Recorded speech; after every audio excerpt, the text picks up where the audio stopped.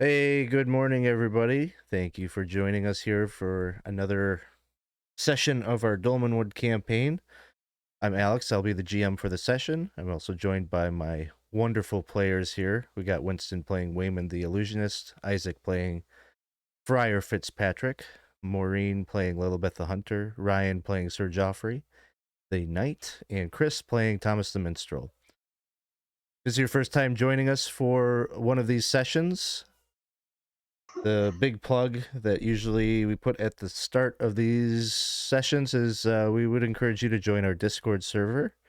That's where you can come and connect with us and ask us questions about the campaign, talk with us about how we're enjoying Dolmenwood, and maybe even get into a game yourself. We're often recruiting for open games that we have in our LFG channel.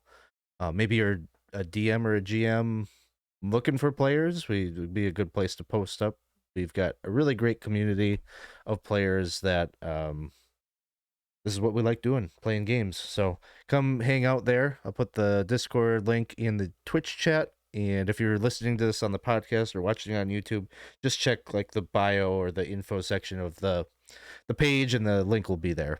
So, yeah. So I guess we're gonna have a little bit of a truncated maybe session here today, so it won't probably go as long as we normally do. But we'll get started right away with kind of a little summary of what's happened and maybe a little summary of the current situation. We'll kind of feel the pulse on where how fast we want to move time forward and such. But previous session, our characters, at least Weymund, Friar Fitzpatrick, Lillibeth, and Geoffrey had gone up to the cave at Fog Lake to basically they had purchased some mining supplies in hopes of recovering some of the crystals that they've heard so much about, that exist within this cavern, that have been said to have maybe some arcane potency or some link to rituals or magic or whatnot. They were doing so at the bequest of a pair of sorcerers who lived just outside of Dreg, and were offered a bit of coin if they would recover some of those for them. We had Thomas had stayed behind at the woodcutters camp to just try to dredge up any information or try to locate any rumors, sightings of anybody that might fit the description of the illusionist, um, Marjoram Griver, who is sort of the whole reason why the characters are here in the Dolmenwood in the first place. And so um, that was kind of how that session had gotten set up. The characters had gone out to the cave at Fog Lake, and they started mining. Things were good for about an hour or so, but they encountered one of the residents of the cave, a man dressed in black robes, carrying a stave, um, necklace of skulls, owl skulls around his neck, and accompanied by a cadre of skeletons. And so there was a bit of a battle that took place. And if not for the divine intervention of the one true God and the DM sort of uh uh you know nerfing the sleep spell, they managed to survive and make it out of the cave with their lives. And so um they decided not to press on any further in the cave until they could get maybe some more help and get Thomas and maybe get some retainers to kind of help with the operation. um as it seemed, with only 4 people, it was sort of hard to cover all of their bases and keep eyes on, um for lookout, and be expedient in the recovery of the crystals and such. So they have since returned back to the woodcutters encampment, and they've taken a few days to rest and lick their wounds. And I'll say that you're probably back, I think, at this point at the Merry Mendicant. I think we settled up all of that, right? Like, I'd sent you guys a chat with how much it would cost you for the next couple of days to stay there. Um, and so I think we could probably just pick it up. I'll pass it to you guys to kind of set this up, what you want to do, but maybe you want to hear from Thomas as probably not like in real time RP, just I'll let Thomas kind of share what he's learned, and I'll add in uh Chris any details that I just think of that you would know. Okay. Uh, all right. Well, in going around and getting information, I did find the gentleman that was, I mean, I suppose if you could call him a gentleman, the guy that was the manufacturer of this drug that's called Azoth, and that is what his name is Duncan Mud Merlot. He does serve Lord Jolly, and he was a little tight-lipped about it, but I did find out that he had actually purchased some crystals from a woman meeting the description of marjoram. So, and it was out at the caves. So, let's see. He is willing to purchase some of these crystals because his with apparently this character that you guys engaged with, uh, him showing up at the caves, kind of Duncan headed for the hills or whatever to, you know, basically protect his life. So I would say maybe at some point, if we could clear this cave, it might allow him, you know, he might be helpful in getting, I guess, taking, if we're able to clear the cave out, he might be willing to assist us to get his operation going again. I never really talked to him about that, but that's one of the things that I was thinking on that. But yeah, if we do need to sell any of these crystals, he's willing to purchase them, and uh, that's more or less the information. But he did see somebody that met Marjorie's description out there, who apparently is mining some of these crystals herself, or has access to them in some fashion. So. I think his direction to you is so he's abandoned. He's got like a little shack out there by the lake where he manufactures the drug. He's abandoned that and he's since returned back to his lord Pollard.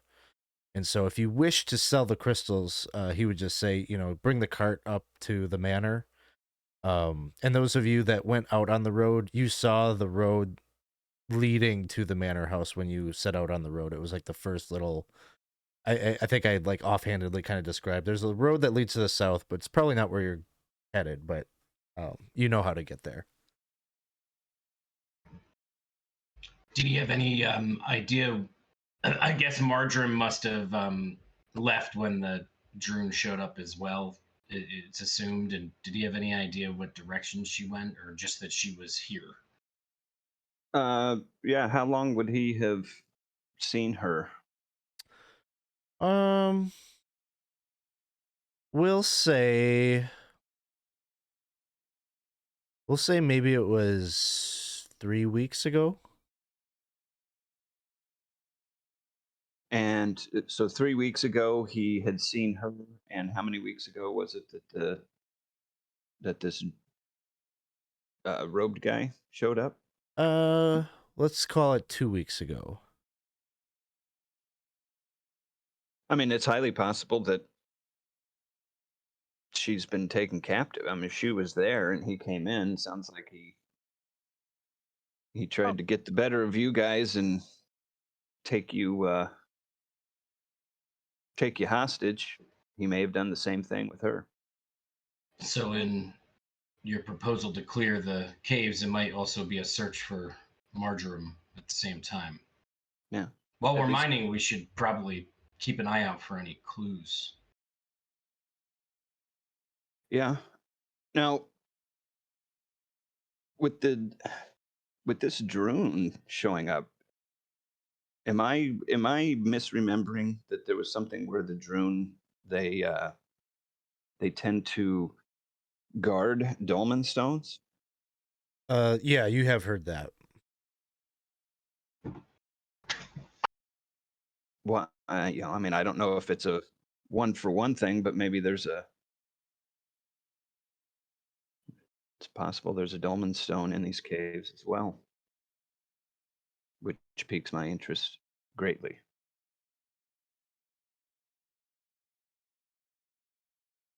It would be inside the cave? Yeah, I mean, I don't know the general mechanics of these things, but I would assume they could be anywhere, above ground, underground. That's a novel idea. I don't know. I guess for some reason I'm feeling compelled to let you do an intelligence check. Why don't you roll a d20, see if it's under your intelligence score? Mine or his? Wait, Thomas. It was a 5 on the die, so Okay. So I'm not saying this as like again, this is like like at some point you heard this. Thomas, you might not necessarily know one way or another whether you can believe it, but you had heard in some of the research that you did maybe prior to coming to the Dolmenwood that the dolmen stones themselves originate from within the earth, almost like they were summoned or called up from deep within. So they're supposedly like very ancient stones. It's something that had to be magically kind of compelled to rise up out of the earth. okay. Well then, all right, yeah. So if were this information to be true, it would not be absurd to think that there was one in this cave.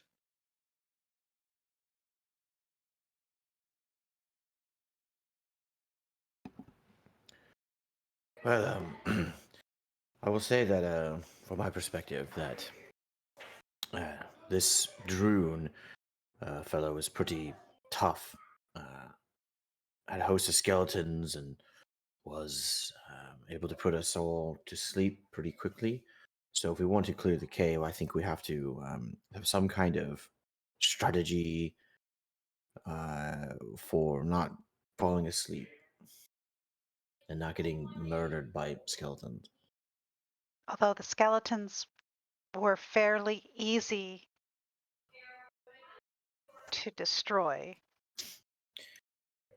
See, I remember a skeleton cutting my face. There's like this giant gash, That's right. and I collapsed onto the ground. So maybe easy for you, but I'm not as tough as you. How does one prepare? I mean, I figure having a bit more people might help, but you have to understand that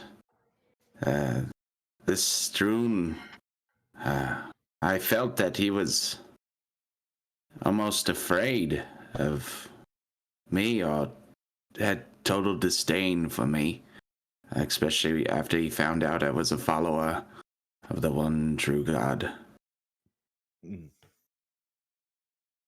He did flee. You did turn his undead, and he did flee. Yes. Also, I do agree that he does, at this point, it does appear that he fears us. well, that's an optimistic appraisal. I mean, just because a bear starts to run away from me doesn't mean that he fears. He could True. be running away to find a more advantageous point from which to bite my head off. I say we just But make since sure you we know that. I mean, that is why we have to be extra vigilant when we go back there. Well, And it knowing seems- there is someone trying to gain the higher ground on us, we could prepare to take the higher ground on them. And lay traps. I say we lay all sorts of traps and prepare in all sorts of ways. I don't think physically, magically, spiritually, we need to prepare. Well, and I think most importantly, knowing that he is there would help the situation. Basically, if I'm if I'm understanding what took place there, not being there, but you guys went in and began mining for a while. That I think probably the noise of that drew him to you. Where if we choose to clear the cave out first before mining, he may not necessarily know when we arrive. Another thing that you maybe noticed, Thomas, about that's different about the group is that they've come back. Lillibeth has a little pet, this monkey, this mischievous red-capped monkey.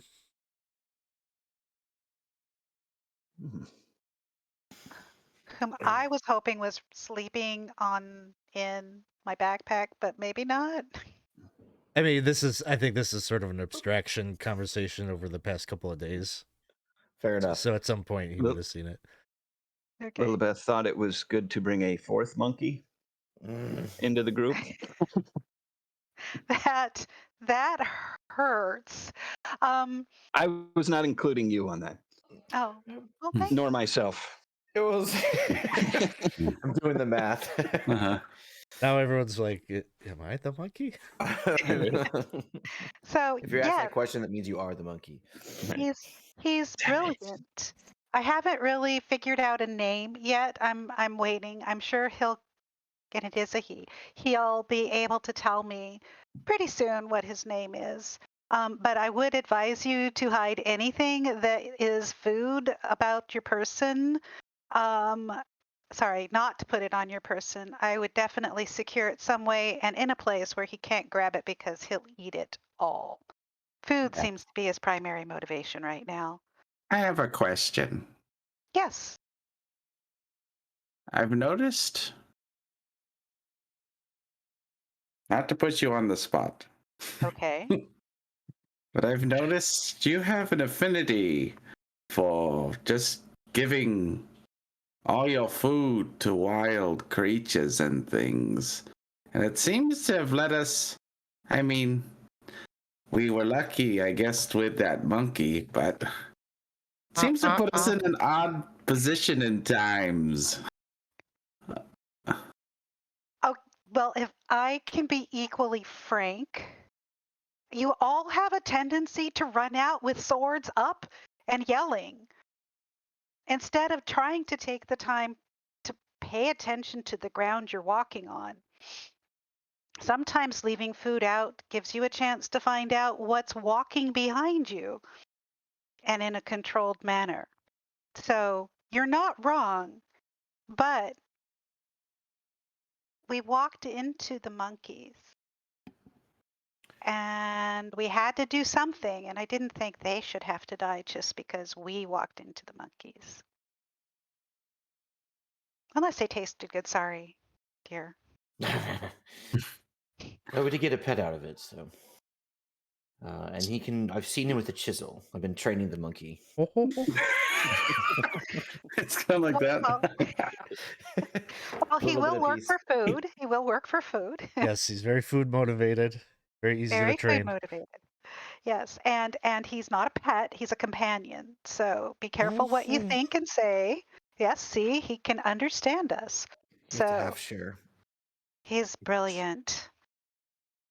I will own running in with my sword up, but I am not a yeller. I speak nicely to the enemy. I allow them to attempt to parley, although I don't listen. Monkey, But, I do not yell. monkey's gonna gain or levels in like assassin or something. That'd be awesome. We'll set it in. It'll kill the June in feel- his sleep. I'm feeling quite confident that would be a good pathway for the monkey. Can that happen? Is that real? No, not at all. But No. But you can think that. And you can certainly put that out there. Many things are lures like and that. traps. I like that energy. Assassin monkey energy. That's good. Yes. So Go ahead. No, my so was the same so. So Mine was so, yeah, is our plan to mine or is our plan to go in and take out the Droon? I think we're at a crux at this point. There's a couple ways you could do it. We could mine. One of us is lookout enough distance that if there is a sleep situation, we can have a notification set up. We could have the miners mine while we explore the cave. Or we could give all the miners torches and we could just run through the cave screaming and trying to find them with our swords up. I think We had the miners rations. mine and we set a trap for the Droon. yes, we are. I think more so we mine and just keep an eye out. We get in and get out and try not to cause too much trouble for ourselves there. and maybe rather than a trap, some sort of advance alarm that we could set up.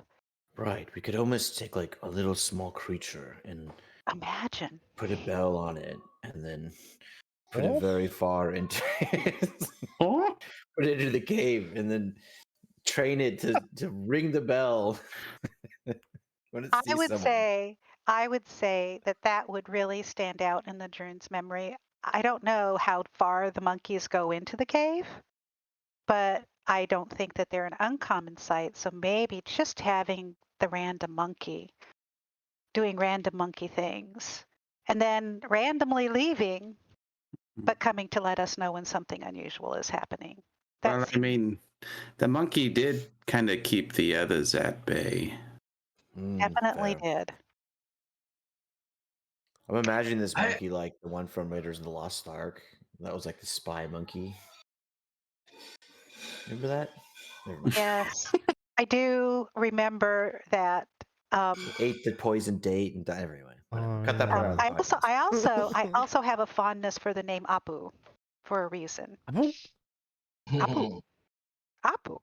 I mean, we could do some kind of far ahead warning / I don't know if we could possibly set some kind of trap where we could like capture him, the Droon, some sort of tripwire, drop cage, some sort of something where we could have the monkey watching out, let us know the guy's coming, or have some sort of trap that if somebody is coming, it would set off maybe.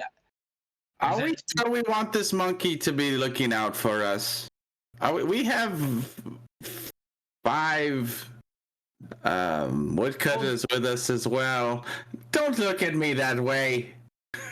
Woodcutters are going to want to walk into the Droon cave by themselves to give us warning. I think, one of us, if we want someone to do it, one of us is going to have to do that probably. Oh, to be fair, the woodcutters are the very people who have been out there taunting the Droon and saying, come get us. And it seems the monkey could be thwarted simply with a biscuit. Sleep spell. Let's talk about the sleep spell. I don't know. Apu, I think you would probably not. Okay, Apu, please. I'm going to go ahead and we're in the tavern, right? Sure, you're the merryman. I'm going to go ahead and test this.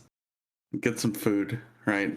And just hold it up. Okay, so then I want one of you to threaten me. Threaten me. Just do it. I'll take my hand like I'm going to strike you. I have the food out.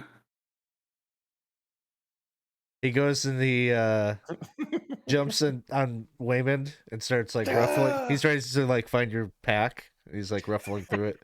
He's looking for some rations. Pulls out some rations. Excellent. See, he had a choice. Wow. And am I recalling correctly? Also, besides the Droon and besides the rest of the monkeys and stuff, you saw some footprints, some webbed footprints. Yes. Troglodyte. What we believe to be troglodyte. They said something about, I've never seen this creature, some lizardy, subterranean lizardy, but they said we would be able to smell them for sure. Well, it's really difficult to get beyond the monkey smell, so what? But at least now we know what that is. Weymund, you are familiar with spells and incantations. Right. Do you know what it takes to get a sleep spell off? Is it a word? Is it a component? Is there something we can do with a trap that could keep that could give us warning that he's coming, and also at the same time incapacitate his ability to put us to sleep? Is that So, possible? Am I dreaming? Am I so force I will, dreaming? I will say I do not have sleep on my spell list, Alex. I know I can't learn it as an illusionist, so it would be fair to say that that I would be knowledgeable enough to know, like, oh, it just probably requires auditory, blah blah blah. Yeah. I mean, like all magic, right? Like it requires movement of hand and being able to just chant and everything. So Sure. So well, and typically, I would say Geoffrey was the one who got surprised by it essentially, because Geoffrey was the lookout. And in hindsight, when you think back to that moment, you did hear something. It's just that the low voice of the Droon, and he was purposely trying to keep himself quiet. But now that you have the context and you think back, like you do kind of remember seeing a shadowy figure in the darkness. It was just that delay, he surprised you, is what caught you off guard. I'll kind of, and I'll also relay, like, magic is typically not subtle. So I think if we're watching with a torch, I think we should be able to not be quite as surprised, especially if we spread out. Most spells have sort of an area that they take effect.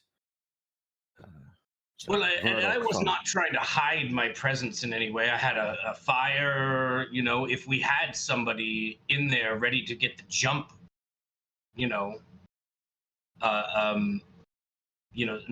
a hidden guard that's not so obvious that could flank the enemy.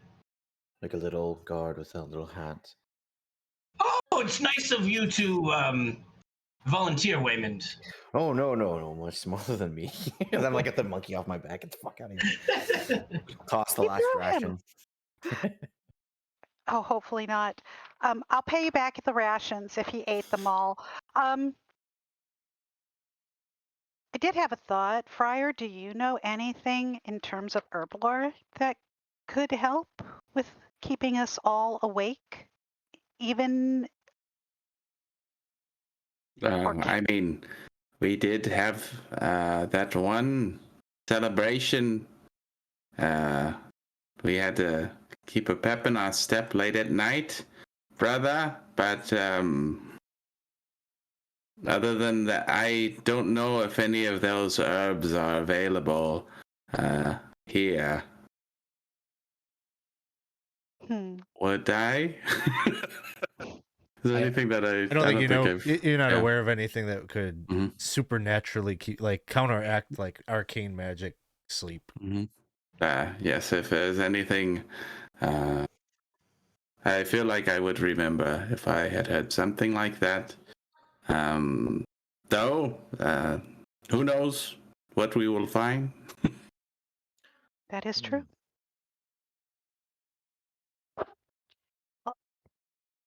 I found this to be strangely invigorating, and so I'm really looking forward to going back. Although I hope our next trip in isn't quite so fatal, potentially fatal. Do woodcutters have weapons? Okay, so let's talk about that. So there's going to be 5 woodcutters. They're more or less common folk. They have 10s in all their stats. They have 2 hit points, and they just have kind of like a hide armor. So they have like an armor class of 11. So they've got axes, but they're not really like, it's not like a battle axe. It's a woodcutter's axe, so 1d4 damage. So if they don't come with adventuring equipment. You could certainly, if you wish to invest in them to improve those things, you could. And they've got like daggers, like hunting knives and such, but So they're stronger than me, basically. I think we should have them do the most of the mining, and we should be guarding and protecting for the most part. Right. I was just sort of thinking, like, if we go to the caves or we see something, like, can they help? Can they defend themselves to some degree? I think we can Or do they assume no.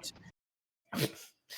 That's 2 hit points. 2 hit points. They get hit. It's Weebles wobble, and then they fall down. I know. I've done that a few times. 11 AC is not bad. That's 1 point better than my AC. Okay.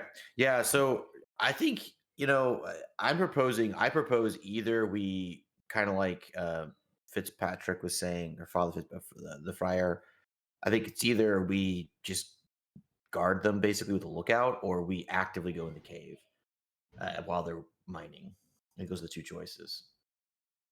If we set up a guard situation, I think Geoffrey's going to go ahead into like the darkness so that he can see the firelight and kind of guard, but be a little bit more hidden to be kind of like a further out lookout and possible flank slash, get a jump on something.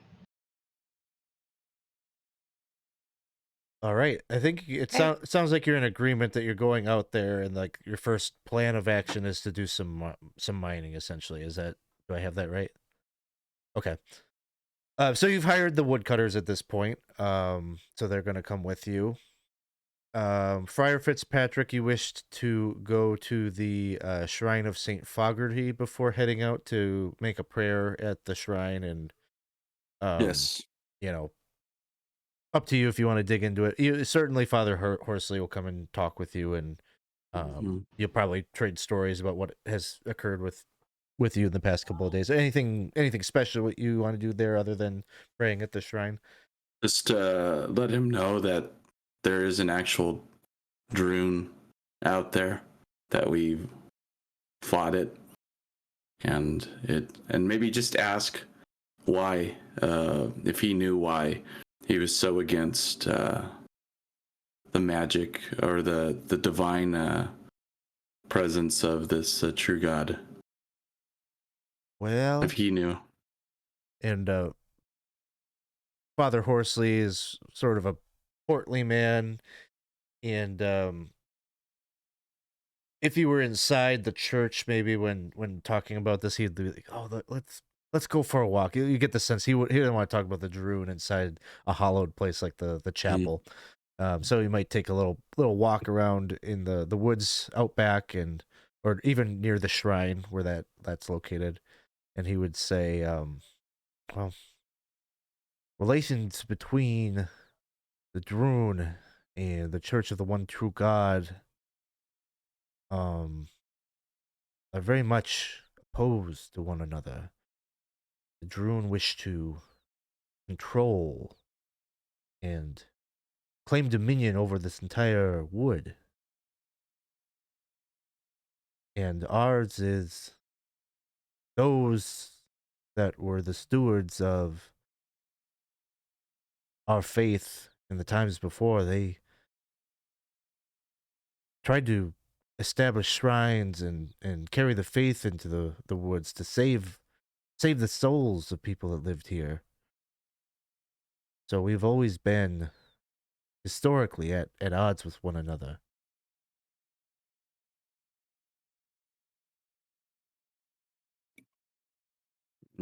Plus, as you say, he was practicing necromancy, which you know to be against the teachings of the one true God. Yes. He sure was. You seem to have a great deal of confidence at the woodcutters' camp that you could actually do something against the Droon. Oh, the woodcutters, they are truly fearful of the Droon. You have to be a fool not to think that the Droon do indeed have great power, great magic. They're not just some kooky old men out in the woods. No. They are very dangerous, and they know secrets that no one else outside their order know. Well, Hmm. either way, now that you are here, Lillibeth, maybe you might join us in praying to Saint Fogarty. May he guide our ways, and as he guided those in the fog in the marsh at night, he too guides us through the darkness of that cave, and may he just have a blessing upon us and keep the light bright. I can do that. You could work. Sometimes he works through us. Yes, the one true God definitely works through us. Well, if that will help him work through you, I can do that. So you'll gain your light spell, Father, or Friar. Other things that you wanted to do in town? I think we need to get more rations, yes, before we go out. Monkey biscuits. And torches. All joking aside, I have 11 iron rations. I deducted 1 for the bar scene. Yeah. But we have 5 retainers, 5 of us. True. I just for context of like how many we need to buy. I've got 11 left. I lost all of mine, I remember. and so I need to replace them. Okay. I've got 9, so we probably need. Looking at iron rations, Yes. you can get 7 days iron rations or 15 gold. I have 13 gold. You I want to do have 5 and I'll do 10? Yeah. Wait, I'm And I doing have- 5. Okay. You'll do 5. I'll have 3 remaining. I've got 12 remaining after that. There was talk of a bell. Did you want to buy a bell? I think that was just mostly a joke. I can never tell with you guys. That's right. I don't know. Mine could be valuable. Well, the bell would Okay, wake we could- us all up. I'll ask Apu if he's willing to wear the bell, or if you want to use it for something else. How much He is the would have bell? the bell quiet 1 to gold. go out and then just ring it when somebody comes. Though, do we have enough faith in him to be able to do that? Not yet. Maybe soon. More training biscuits. Yeah, maybe we should leave the monkey out of the plan for now. But a bell could be useful. We could put a little string on it so we could trip it. That's true. It would be very cute. How No, he was- much is a bell? Just for 1 for gold. my own. 1 gold? Is it a golden bell? Make I the mean, bell out of 1 gold. having that, like tying it off somewhere actually might be beneficial, like up ahead. Yeah, I'm gonna buy the bell. Who knows what we'll do with it, but I'm getting it. I took the gold off. I do have a question about ammunition. If Geoffrey goes ahead, I could keep the bell quiet, hang it up near me, and ring it if the guy passes or something, and then attack him or something. I don't know. Just You guys string into it the bell up. idea. String it up ahead of you, brother, where you could hear the bell yourself and you can shout. Hey, we're gonna But give a how shout would it- out here real quick to Tabletop Arcade. Thanks for the raid. Go check them out. Hope you guys had a good game this morning. Thanks for bringing your folks over here. Appreciate We that. would Hey, have to hope the Droon bumped into the bell to hear it ring, basically. Put it on And like a tripwire or something. Oh, I like this idea. Okay. Now we're That's- cooking with fire. That's sort of what I was getting at. We could tie a string and like run it across in the darkness. Maybe he trips it. I love it. Let's do it. So I guess we need a string technically. How much would a string cost? Is that also gold? string is complimentary with the bell. I'm adding it. Bell plus string. Part of the packaging, right? In the wax paper Yep. it came with. Yep. Right.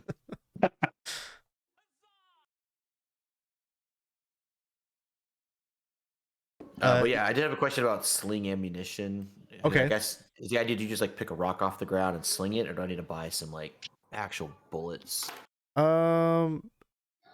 You would probably want the actual bullets, but you know, you can kind of, depending on the scenario you're in, I guess you could pick them up. But slingstone, yeah, okay. Actually, slingstones are free, so Oh, really? I guess Okay. they are free for that sort of intuitive reason. You're just picking up shit to sling. Sure. I mean, you can like as we're traveling, like, well, that's a good one. And just kind of Yeah. like a little bag of rocks. All right. Other purchases that anyone needs to do? Ammunition. You said torches. Do people need torches? I think I'm okay on torches for now. Torches are. We had used 2. I have one left. I have I have 2 torches. 5. 1 And I gold have- gets you I 6. have- Yes. Let's Yeah. go ahead and get that. I'll put it on my equipment.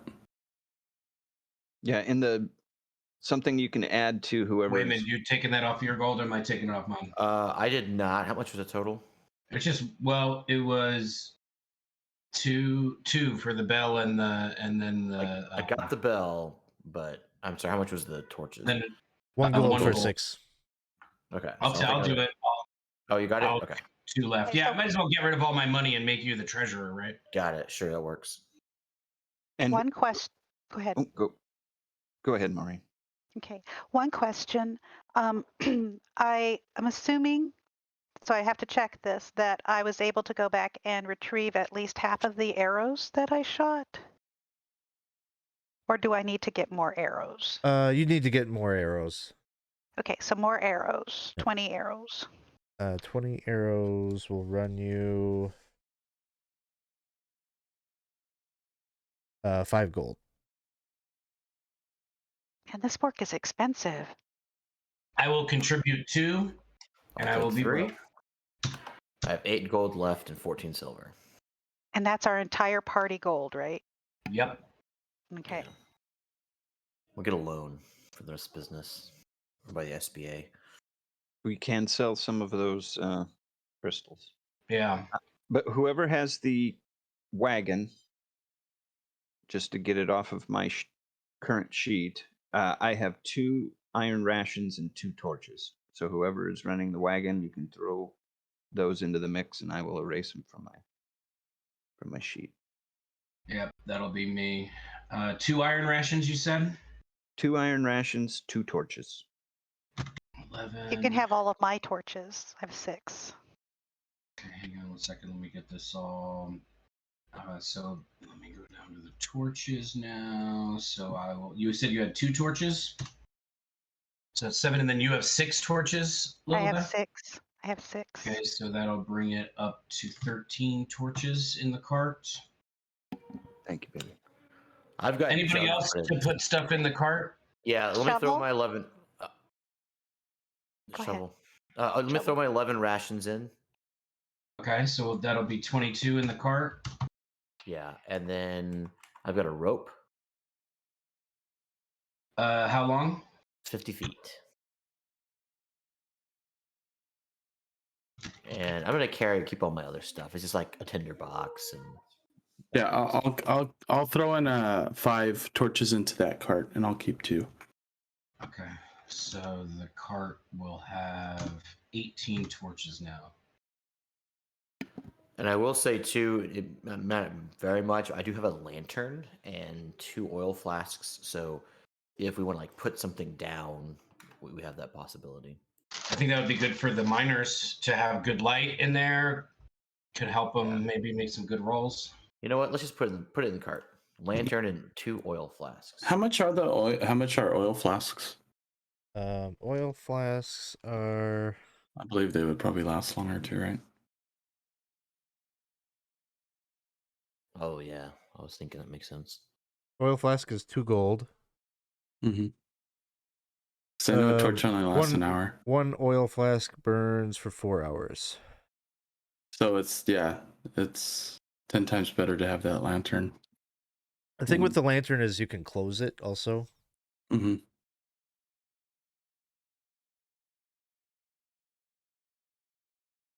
How much is another lantern?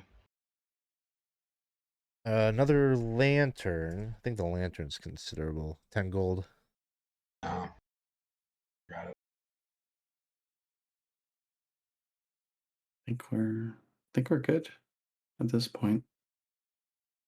All right. And so the destination is heading directly to the cave via the road. Mhm. Okay. That sounds good. So, all of this, like I said, this is sort of an abstraction. Everything that happened is what took place over the past couple of days. When we actually pick up gameplay, then it is picking up on the 5th day of Chisting. And so, Nice. I should probably figure out some weather here.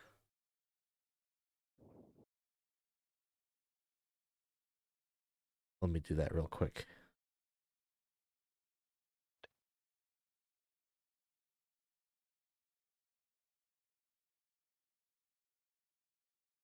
Cloudy with a chance of Grimalkin. Let's see. Somebody roll me 2d6.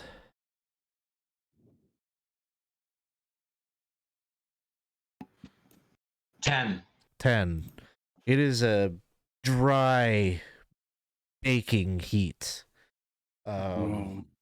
No clouds in the sky, and it's just like the switch from spring to summer just like dialed up like almost overnight. Those crisp spring days are no more. But you hit the road, and the Dolmenwood almost looks different with the changing of the season, with the sun shining down and filtering through the canopies of the trees, the wildlife, maybe hearing it, the muffled sounds of birds chirping and squirrels and whatever else in the woods maybe almost felt a little haunting during spring and during your journey getting here. It almost sounds like music now, and there's definitely like a different tone or a different feel as you start to make your way through the woods here. And so you'll pass along the main highway, I guess you'd call it, the main road that leads to Castle Brackenwold. You probably pass maybe one or two other travelers along the road that are coming and going from that direction, and eventually you get at about midday. You get to the point where you'll see a cave path, that little trail that diverts off the main path just to the north.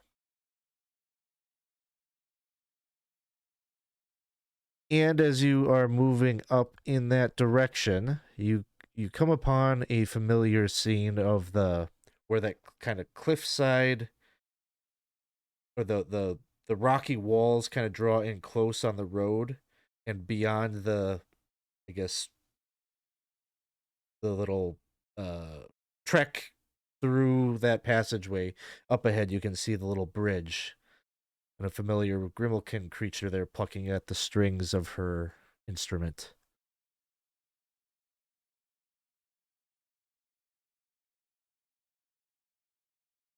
I'm going is to this? say hail. And she waves. You're some distance away, probably on like the other side of the track, maybe like 100 feet away or so, and she kind of beckons for you to come closer.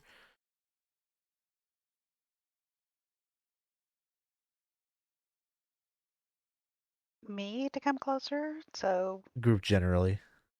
okay. Shall we? This again. Here we go. Yeah.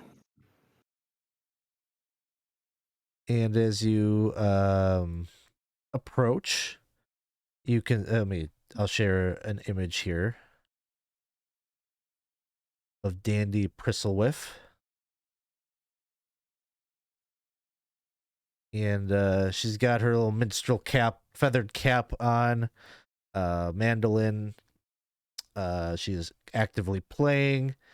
And as you approach, she says, "Wow, it's you all again, and I see that you have a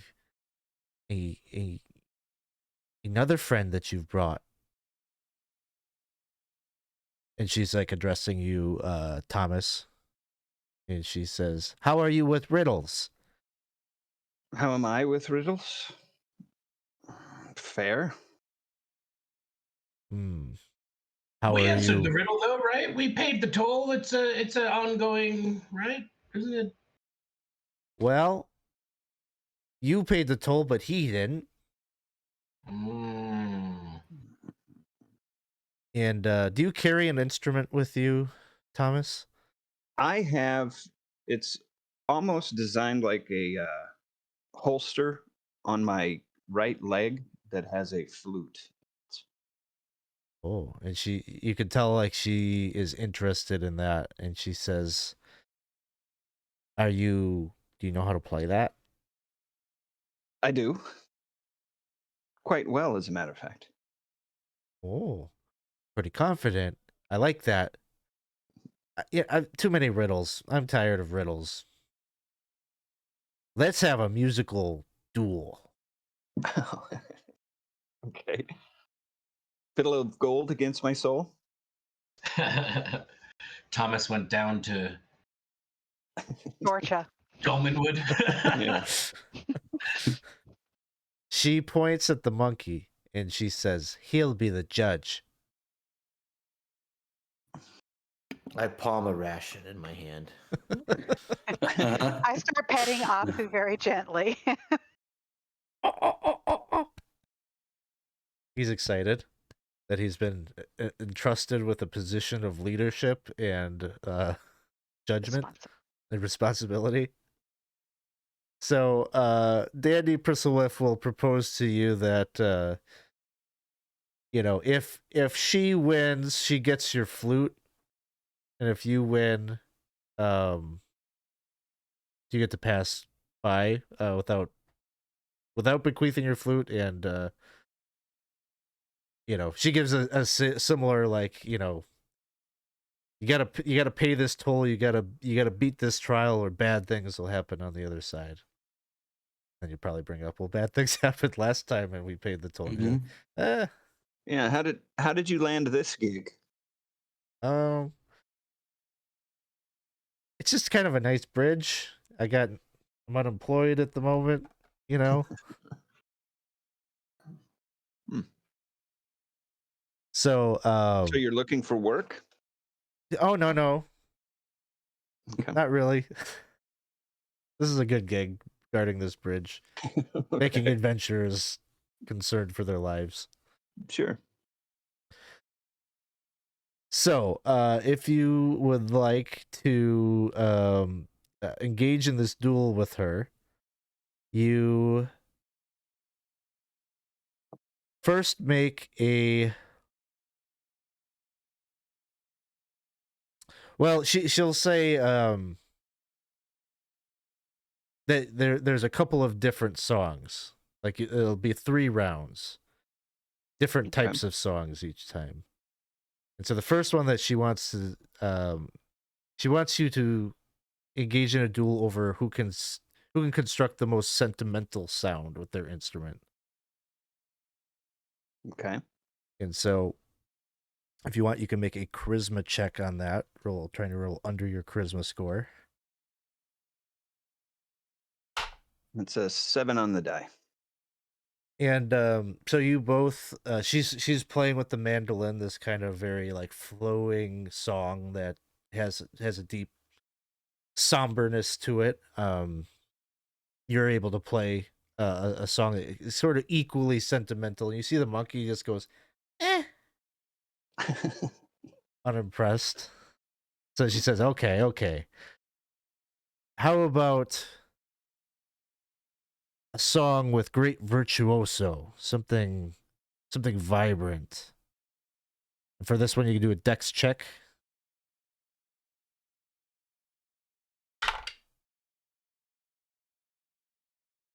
That's a 12 on the die, and my dex is 15. Okay. So you do quite well. You see her, you go first, and your song is this is maybe one that you've practiced in bar rooms and such before. And she seems to be intimidated a bit, and she's going real fast, real high tempo with her instrument, and she breaks one of her strings, and it kind of and then you see the monkey kind of like cringe, and the monkey's like kind of going over by you, Thomas, and he's going, oh, oh, oh, oh. And she goes, well, no, I get one more chance. Last song, an improvisation, something off the cuff, and she'll lead it off. For this one, you can do a wisdom check. All right. This is the toughest roll of the group. It's a 10, and I have an 11 wisdom. Oh. So just barely under it. So again, you're both doing fine. She seems a little like under the pressure, and so hers is like she's trying to like come up with rhymes as she's playing her instrument with one less string, and like sometimes it's just not landing or it's nonsensical, and so the monkey like still remains by her side and goes, and she goes, I will abide by the judgment of your monkey companion. You may pass. You are very skilled, Sir Thomas. You are as well. Actually, it was rather unfortunate that you broke your G string. Well, she laughs. You're funny too. Well, I'll tell you what. I'm gonna head back to the woodcutters' encampment, the Merry Mendicant. If you happen to be back there, the next round is on me. And she kind of gets off the bridge and packs up. She's got kind of like some random coinage there and some, I don't know, cookware and such that's just kind of like sitting, hobo style, like the little saddle bag or a little cloth bag that she kind of wraps up and puts on a stick and starts to wander off down to the south and gives you access to the bridge. Before she leaves, I would say that perhaps rather than competitively, we can play together once we're back at the woodcutters. Yeah, she would acknowledge that she would enjoy that, and once she's got her instrument back in working condition, she thinks that you'll be able to put on quite the show. So wonderful. Ooh. You're probably only able to comfortably travel maybe another hour or two after that. You won't quite get to the caves.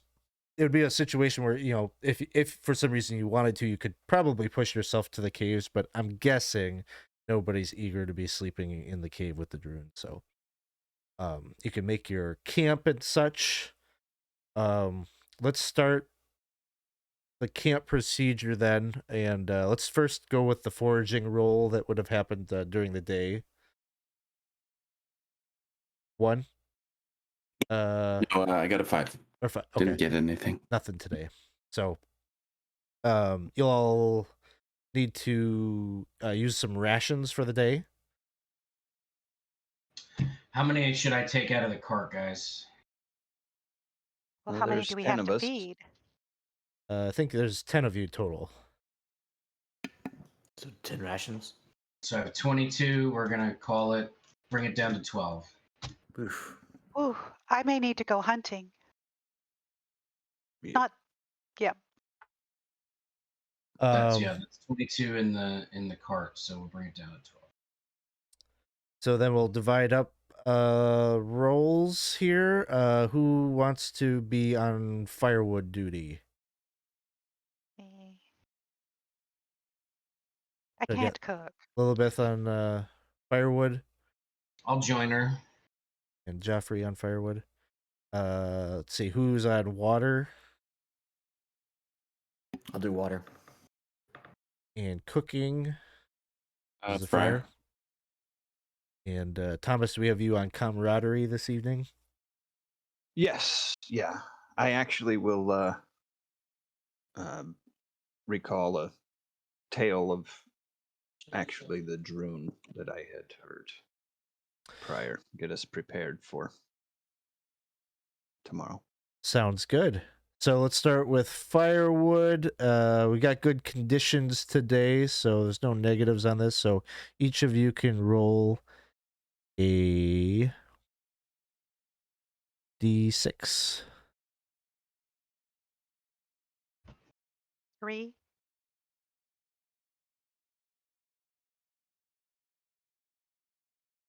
And a 1 for Geoffrey. Okay. Yep.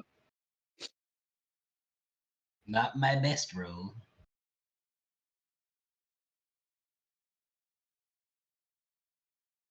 And fetching water is always successful. And let's see, the cooking check is a wisdom check, if I remember correctly. Yeah, I believe it's wisdom. We are good. Cooked underneath. Okay. That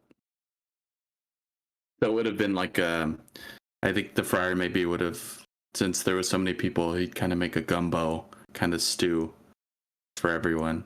Kind of peppery, with a hint of like maybe bay leaf or something that gives it a kind of limey flavor. Pretty succulent. It's pretty good. Very nice. And for camaraderie, a charisma check. It's a D20, right? Yeah. That is an 8 on the die. Charisma of 17. All right, so everyone is maybe feeling ready or feeling more prepared, like they know their foe a little bit better after hearing your story. And so I believe so so you guys had 4 hours of camp of wood for the fire. You had some in reserve too, right? Yes, we have 4 hours of firewood in the cart. Okay. So you'll use up your overstock of wood. No more firewood in the cart. And no check is needed. Enough successes there, you get a good night's rest. I forget.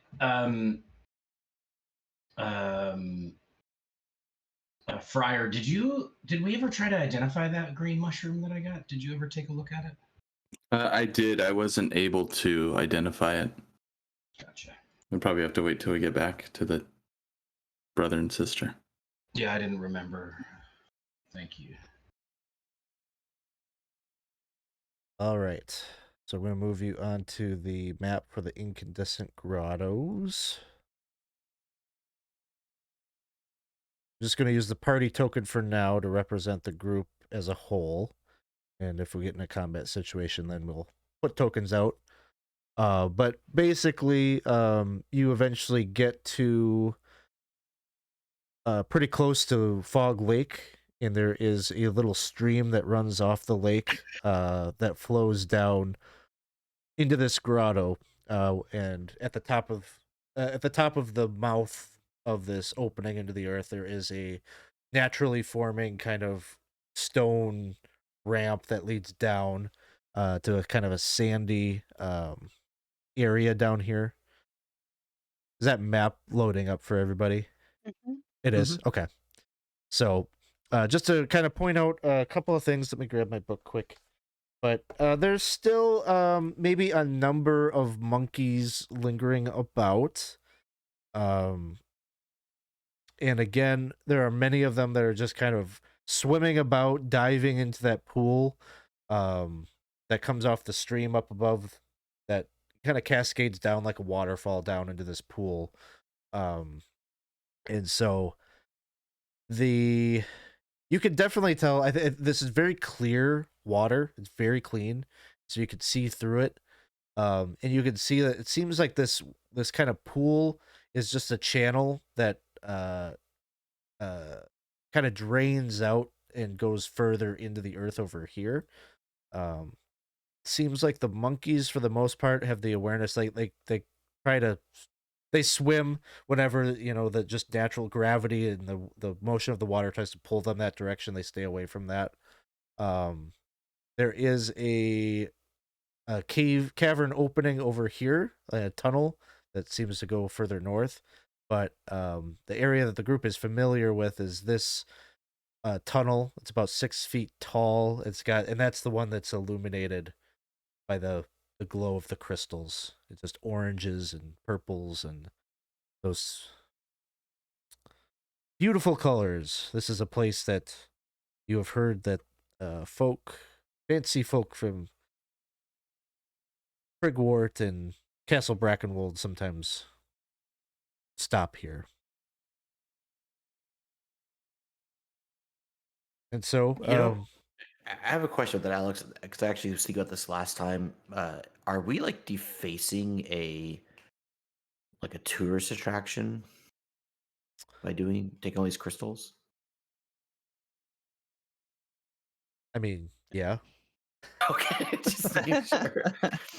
All right, just making sure. I'm like, we're making a lot of money, like destroying a natural wonder. Just it's cool. I mean, I don't care, but I'm just curious. That's what's happening.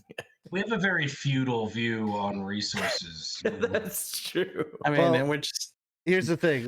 It's not like there's nobody out here guarding it. So it's well, that answers my ethical question.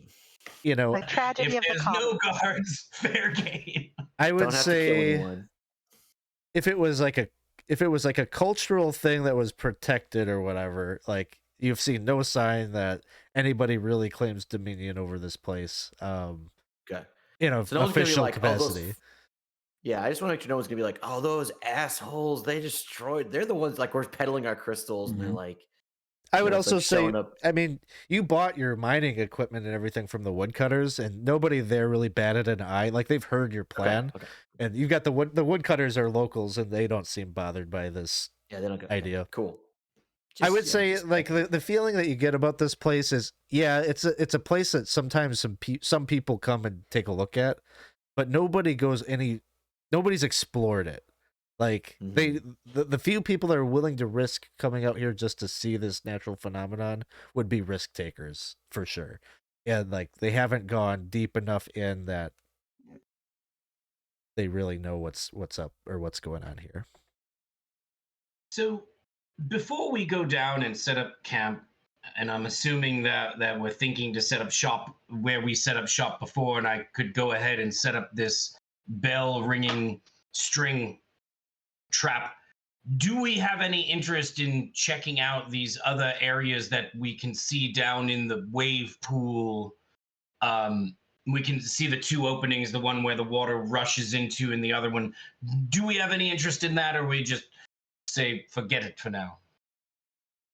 Well, I'm always interested in exploring, but I think Apu's got some experience here, and while I know he can't like tell us, maybe we should ask him. Apu, He's you like, want to go in the pool? you see him, he runs, he's at the top, and where the waterfall is, and he just goes and does a big cannonball right into the water. Splash! And all the other monkeys get a little upset, and they kind of scurry away.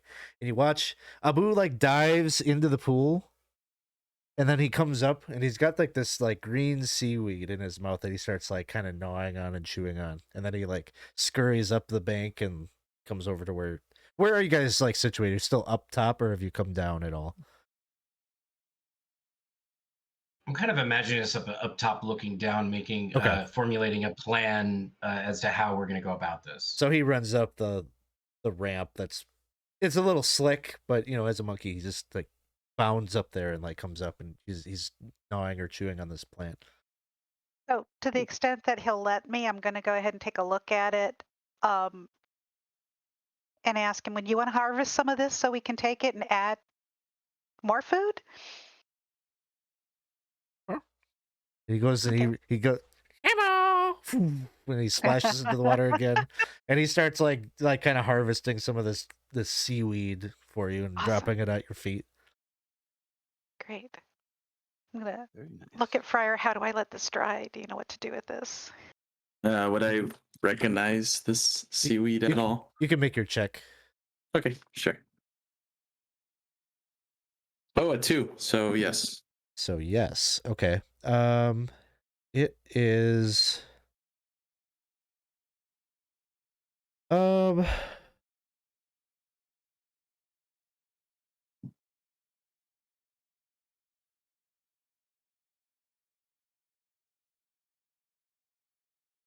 I'm just trying to look to see if it has a name, but we will say it's called bubbleweed. Okay.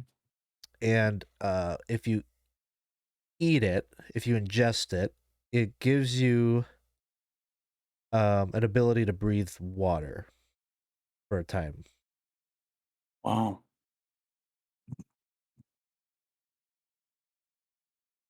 That's fascinating. It's amazing because that gives us even a better chance of doing some exploring. And it isn't I would say you'd know this property about it too. Like it will expire. Like it's only good for a certain amount of time, like an hour after it's plucked or picked. And then Okay. if it dries out or dies, then it loses that potency. But we can certainly get fresh stuff here, even if we can't dry it out and save it. And we can still dry it out and save it because Apu will eat it. Will you eat it if it's dry? Oh. Try it. And if you don't like it, we won't make you eat it. I promise. Okay. And whatever we've harvested, we can always just throw back in the water. It's seaweed, so it'll just rehydrate. yeah, exactly. I'm going to say all of this is like a turn. A turn passes. Okay. Well, there we go. So yeah, so are we gonna go mine? So here, I'll use the map here. Are we thinking again to have them mining here? I'll go ahead somewhere in here to try to set up our string trap in this room here, or a little further in if possible. I haven't really gone very deep in that room. Yeah, a little further in. I mean, we need to go in and see, but I think a little further in because, and I guess I would just advise because the way spells work, they can have a very wide effect.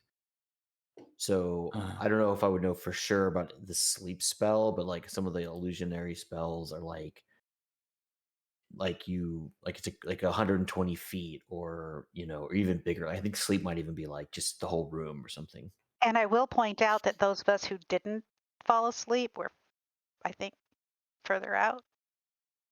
No, I think we just got. Were we? I think we're all pretty far. Okay. And you all fell asleep.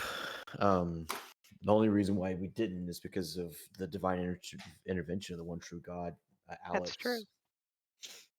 I just have one question as far as me going into this room and setting up the trap and potentially getting the jump on a Droon if he shows up. Hopefully nothing will happen. Who's coming with me? I will. Anyone? Come with you. Awesome. I have good ears. So yeah, I think if we get one person on one side of the string, one person on the other, if that bell goes off, pincer. Make loud noise and warn everyone. I pat my flute. Well, honestly, if I were him, I wouldn't come this way again, but that's just me. I also don't want to split us up just to go looking for him either. Well, we're guarding. We're not looking. We're going in. We're setting a trap, and we're guarding. We're setting a perimeter. If somebody else sets a perimeter on this side and watches these two openings, that could be the only place the Droon could possibly come from. I think we'll have our all bases covered, so to speak. So I got Thomas and Geoffrey. You're going to be covering and looking into the larger 12-foot room. Who do we? I imagine you got some people who are going to cover this, the pool. Mm-hmm. Who wants to hang out there? I'll go ahead and stay back a bit and watch our backs. Okay. Same. Me too.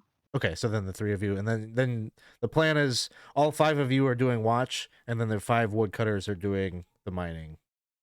That sounds I'm gonna work. I think what I'll do is I'll let y'all do the watch, and I Mhm. will You'll kind be of the like. foreman. I'll be the foreman. Yeah. Okay, that sounds good. We have some tools. We have 4 pickaxes, 3 chisels. So we'll probably split those tools up amongst the workers there. We have 5, you said? Yeah, you got 5 workers. How many chisels did you say you have? We have 3 chisels and 4 Okay. pickaxes. Sounds good.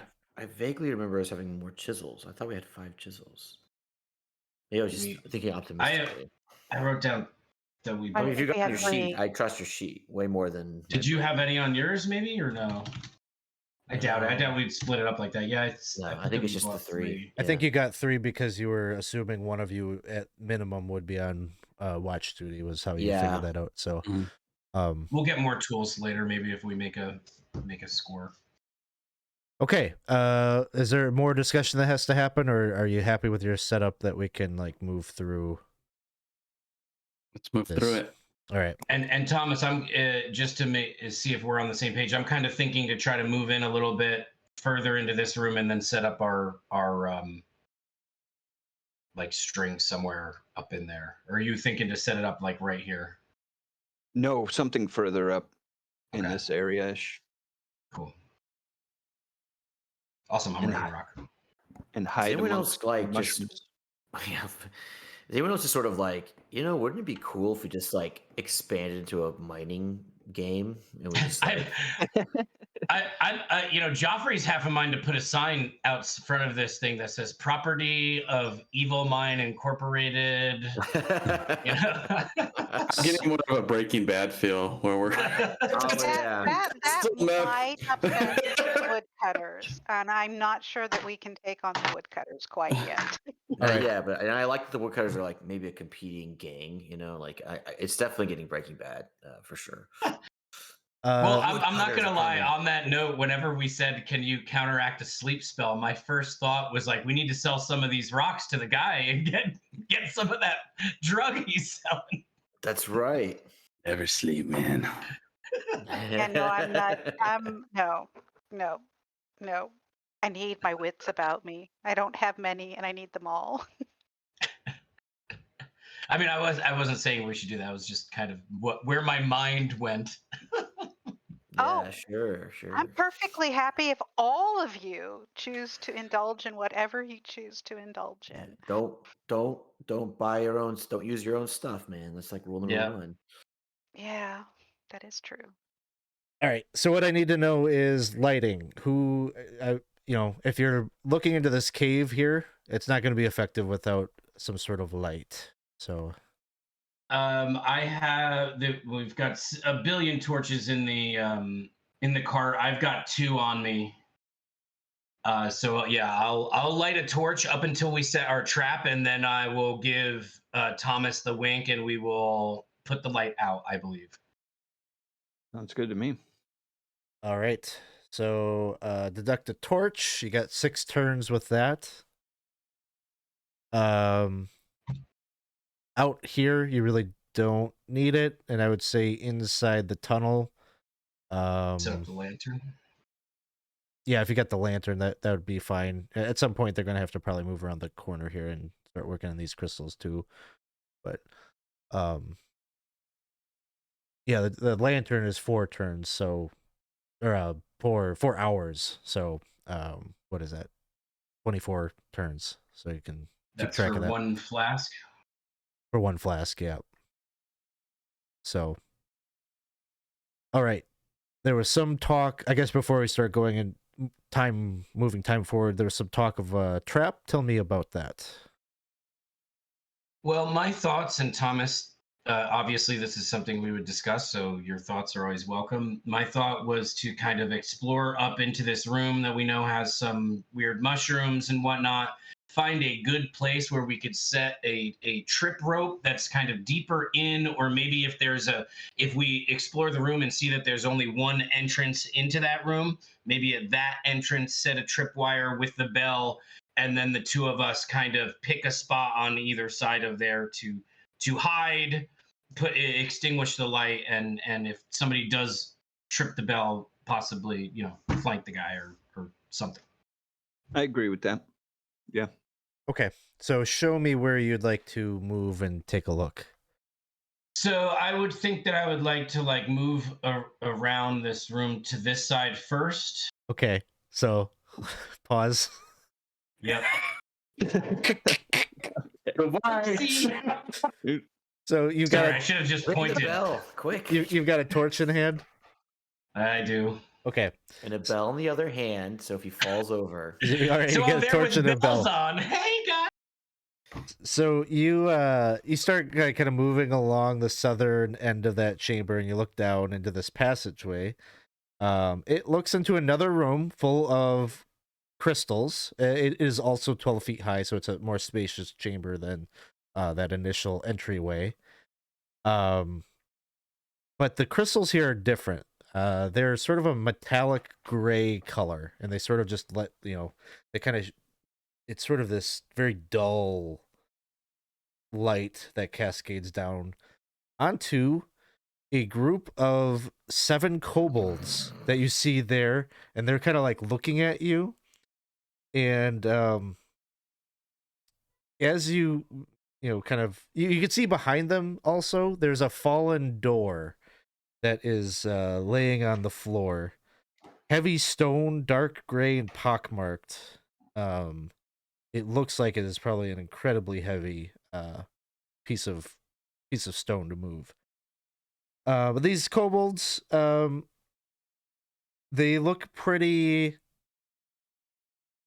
timid, or like they're, most of them are kind of backing away from the light as you approach, but there's one that is almost looks like he was the one that drew the short end of the stick, but he's got a piece of parchment in his hand. It's all kind of rolled up like a scroll, and he's moving closer to you, kind of hesitantly, and holding his hands out, and he ducks his head down like he's about to get swatted with a newspaper or something.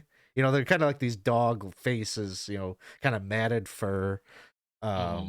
They're wearing kind of stitched together leather armor and such, and so they are armed. Any but weapons or? yeah, they've got short swords, and it looks like short bows strapped to their back, little quivers. But nobody has a weapon drawn. Correct. But he just kind of creeps up, and he's handing you this piece of parchment. Yeah, and I'll have my mace out, right, and maybe hold it forth threateningly a little bit, so that if he's quivering a little bit, he might quiver a little more. But then I'll leave my mace out threateningly. I'll grab the piece of parchment and hand it to Thomas. As soon as you grab it, he says, "Please don't kill me!" He runs back. There's no need for violence as long as you stay out of our way. I will unroll the parchment and see what it says. It's written in just like the common tongue, and it reads, "Dear trespassers, I wish to make amends for my inhospitable welcome when you first stepped into the caves. I clearly misjudged you, and given the clarity of thought that comes with time, have considered that you may be more useful to my work as living allies. Though the divine magic of the faith is inferior in almost all respects to Druidic arcana, your abilities may be of service. I now retire to my sanctuary to the east if you wish to talk further. The password is Skull." And it is signed The Droon. yes, the Droon. He was like, "No offense, but you smell of elderberries, and you Mr. absolutely are Droon. awful. But you may be useful, so come visit me, eh?" If you That's want. quite friendly. I feel like the Droon is also real good, like generic villain of the season, you know, for like Breaking Bad. Like, oh, the Droon, we gotta kill the Droon. We gotta kill the Droon. Signed Grimlock Hollow. Grimlock Hollow. That's a cool name. It is. It's a cool name. It also sounds like a module expansion for Dolmenwood. Yeah. Um, Interesting. I'm gonna look at the kobolds and I'm going to say,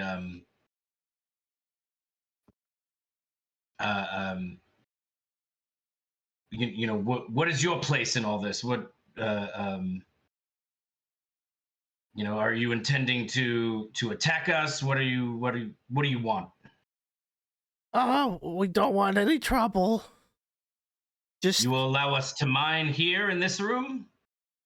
yes, we'll just we just stay here. We watch the door for Mr. Hollow.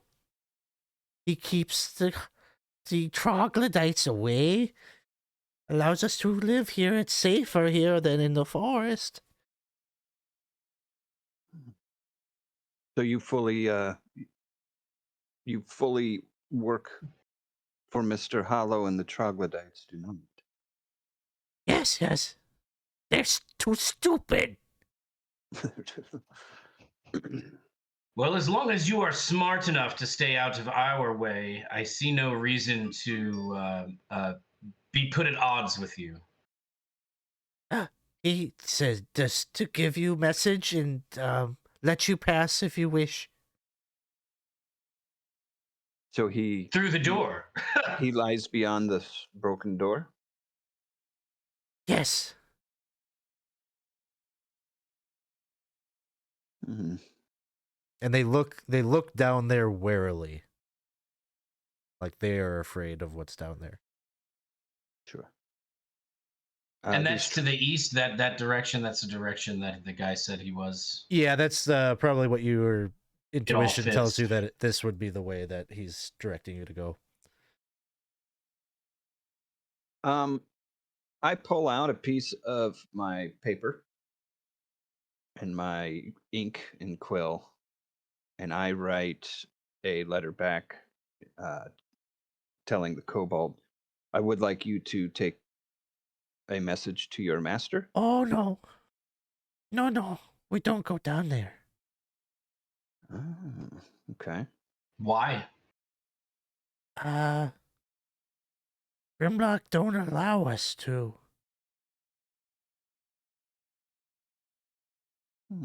He says that too much room for error. We might ruin his work. Doubt some sort of necromantic magic.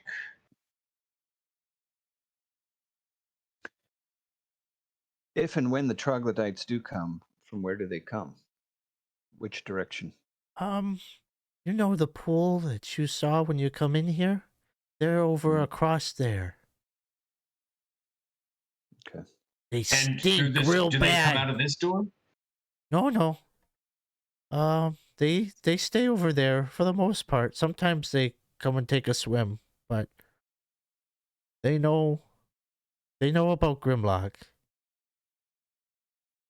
They haven't bothered us since.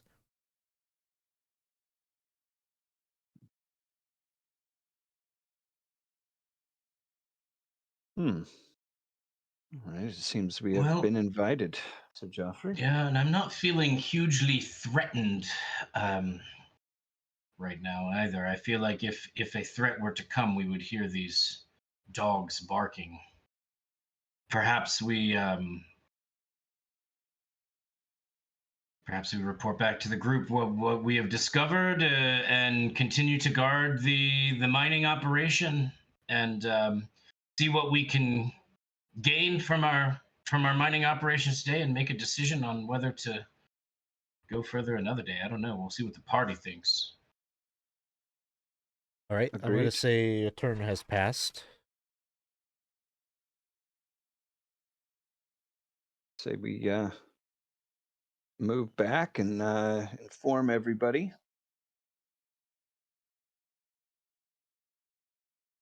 All right, so you return back to the group. Are kobolds something we've seen before? Or we know about them, like from our Kobolds realm? Kobolds are common enough, even in your realm, that you would be familiar with them.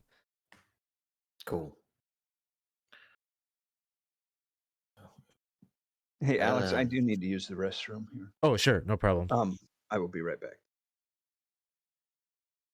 So, Thomas, what's your thoughts on all this? Well, quiet. so you're probably are you wanting to, before taking any actions on anything that comes up, would you want an hour to lapse that some mining could take place? Oh yeah, I would, but we'll see what the party thinks. Yeah. I mean, I think that the best thing is that we just start mining and get out. I kind of want to stay here mining all day. Mm-hmm. Friar is scarred. He wants to get the fuck out of here. I would. Well, it seems like we've been given an opportunity to have a conversation. And it doesn't seem like it would be too dangerous to have the conversation. Couldn't one of us at least have the conversation?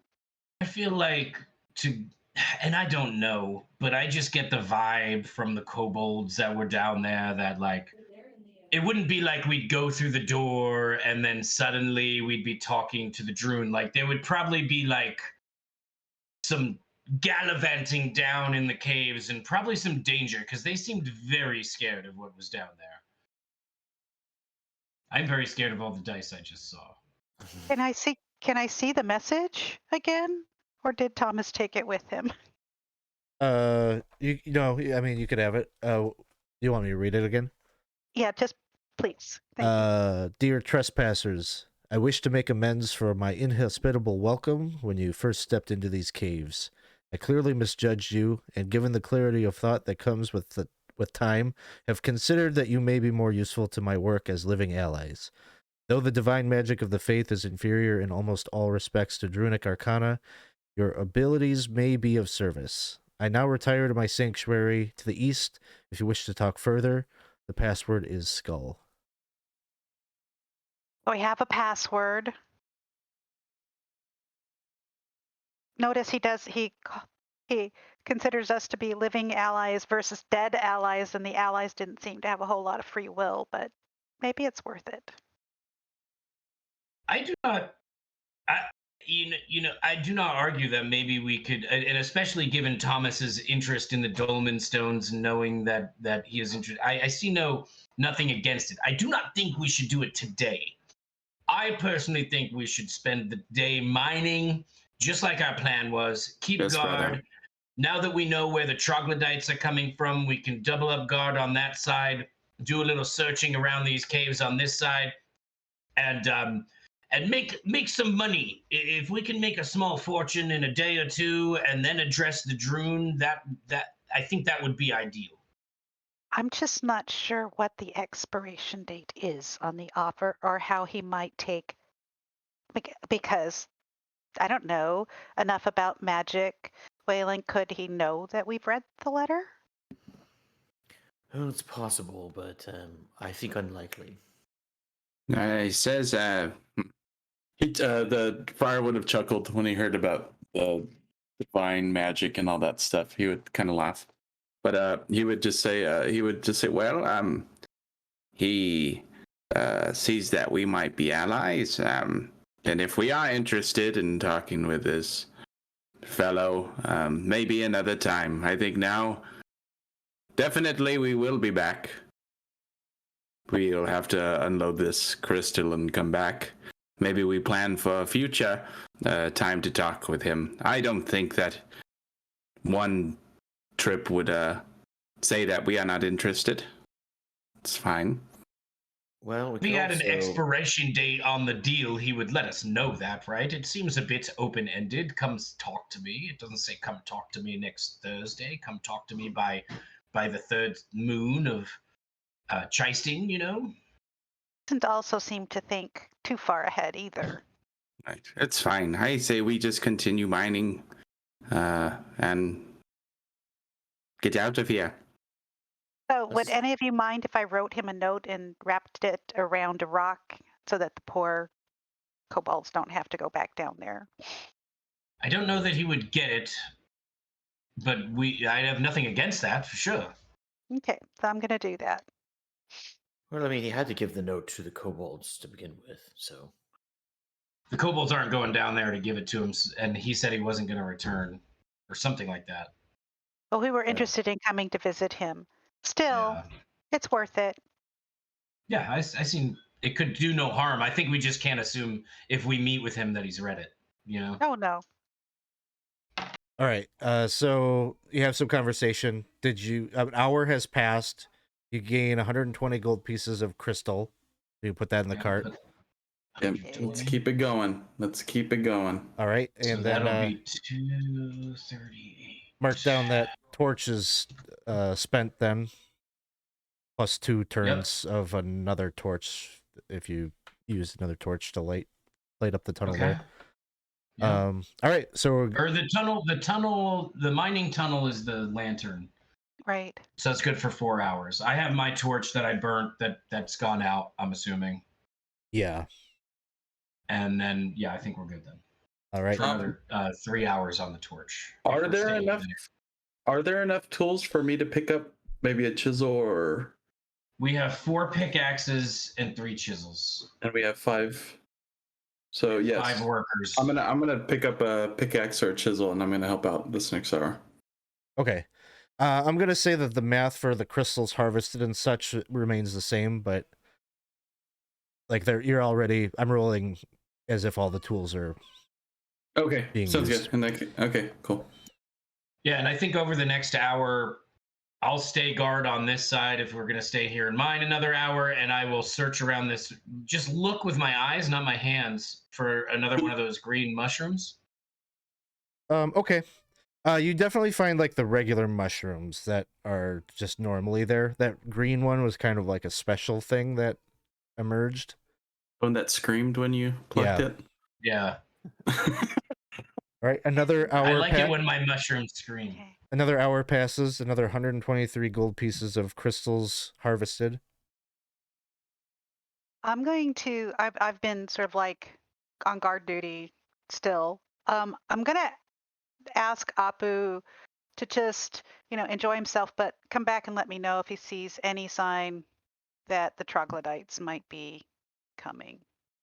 Okay, and I assume you got your guard posted out there, so okay, another hour passes, another torch burns out, another hour on the lantern. Let's do it. Let's keep it going. Going to hour 3. All right. One more torch down the tubes. Go with companion. Uh-oh. Uh-oh. Dun dun dun. Why don't you one of you roll me a d20? I'll go ahead and roll it. Here we go. Do it. 11.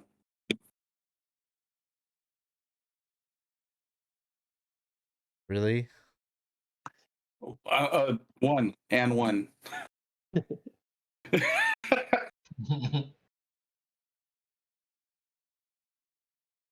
Use the reroll? No.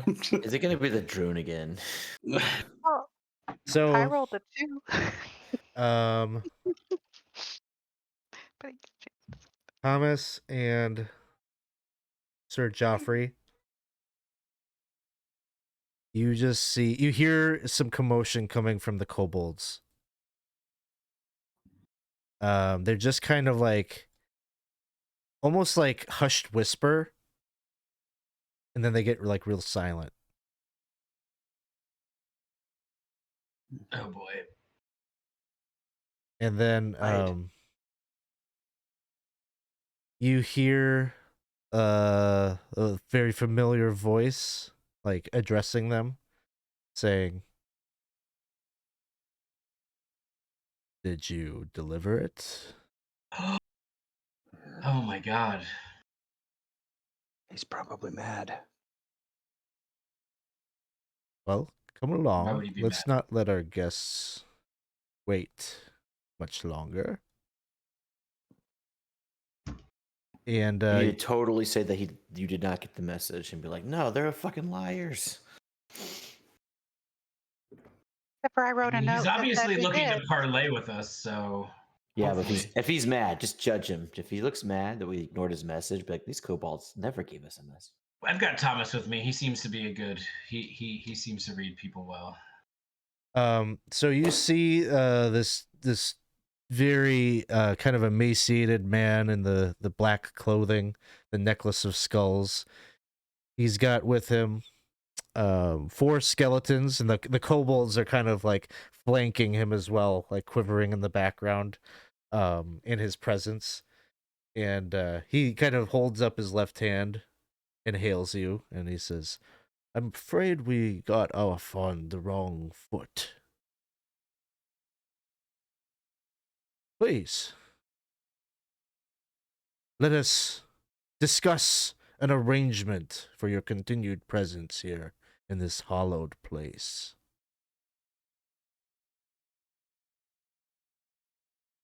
You are Grimlock? I am. I see My that name is my Thomas. servants have delivered the message to you. They did. There was nothing stated in there as far as when you wished to meet with us. We had come out to gather some of the crystals, so we thought we would do that first. Take as many crystals as you like. They are gifts.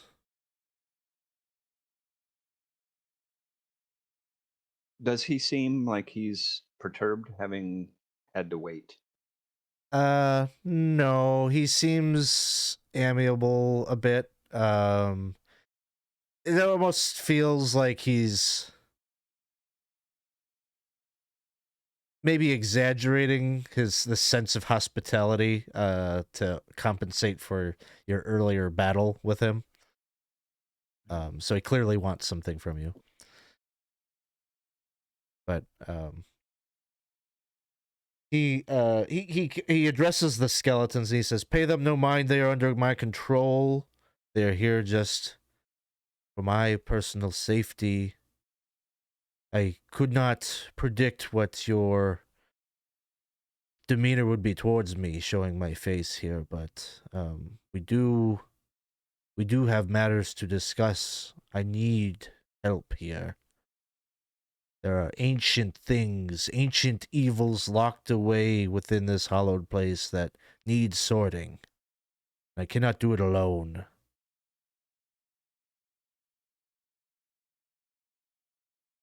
Well, I What think sort of ancient evils? Well, this place has a history that goes back beyond over 1,000 years, all the way back to the times when the Droon went to war with the goat folk. This place was home to a cult of goat folk who were looking for answers for their liberation from my forebears. Here they came to this place that where they worshipped in secret, calling themselves the cult of the Faceless Lord. Here they worshipped and they conducted rituals, summoned forth beings from beyond this world, things that have long since been sealed away. But it took me a long time to find this place. I wanted to learn more about some of the things that are hidden away in here, but the spirits of those worshippers, their life force lingers on. I have found down below in the there's a big cavern beneath this initial level of the grotto, where a number of these goat folk worshippers were entombed, but their spirits are restless. They still wish to protect their corrupt religion. I saw that you had a man of the faith, a man of the cloth. His magic, his divine magic was suitable for repelling my skeletons. It might just be enough to deal with these ancient goat folk that refuse to go to rest. If you were to help me with this situation, I will bother you no further in your work here. You're harvesting these crystals. I care not.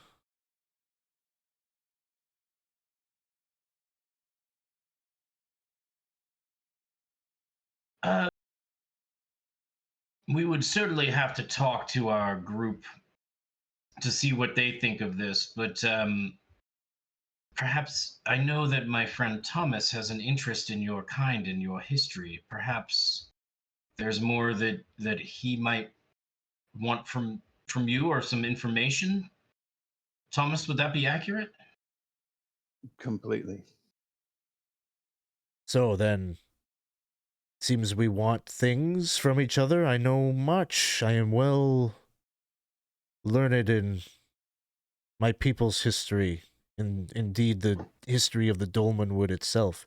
If you complete this task for me, we can talk. I will share everything I know.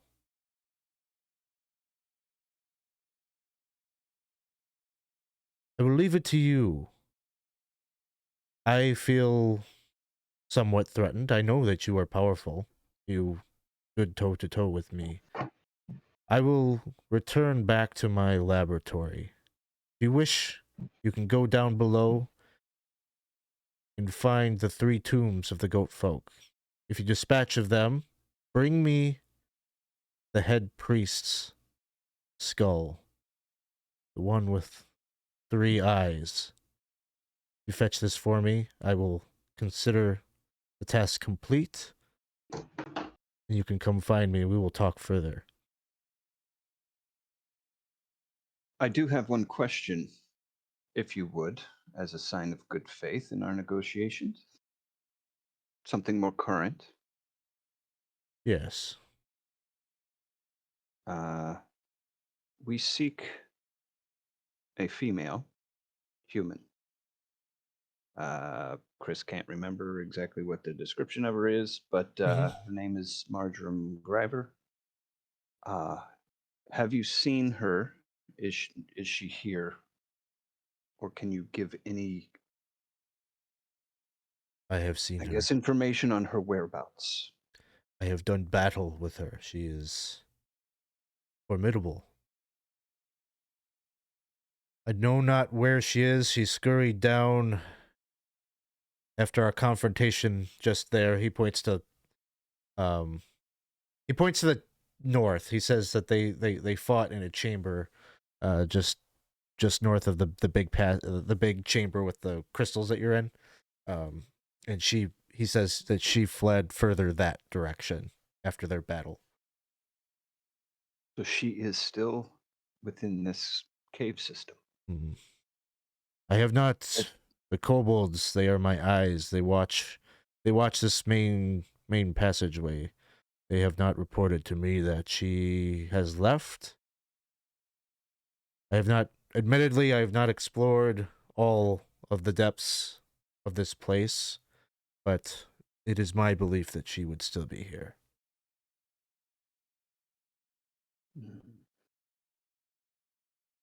Fascinating. So she went down into the depths that you are asking us to go into.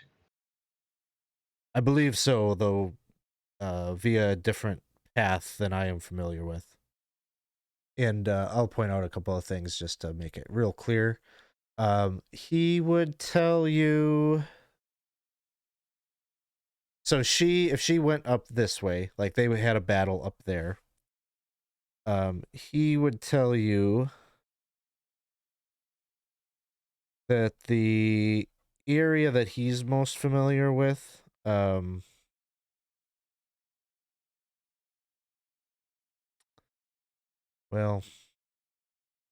it's hard to describe without actually taking you down there. But he says there's a passageway like kind of far to the north that she went. He hasn't been up there. What he's familiar with is kind of down over here in this staircase. There's a staircase over here, he tells you. Staircase down. Yep. Oh.